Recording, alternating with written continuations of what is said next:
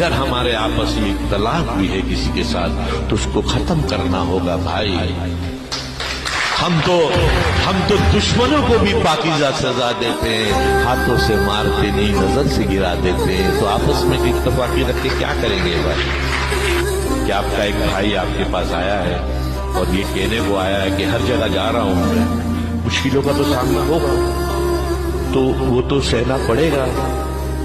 اور ہمارا اسلام بھی اسی طرح پھیلا ہے. کوئی ایک ہی دن میں تو نہیں پھیلا نا. آپ صلی اللہ علیہ وسلم نے کدھر جا کے, تو ہم کو اس کو ایک معین بنانا ہے. میں بھی گنہگار ہوں, اللہ میری بھی مغفرت کرے ہم سب لوگ. مگر ہم ہمارے کردار سے ہٹ چکے ہیں, کیونکہ ہمیں جس طرح پیش کیا جاتا ہے کہ مسلمان تو وہ ہونا چاہیے کہ لوگ دور سے کہیں یہ شخص کون ہے, ارے بھائی یہ فلانا ہے.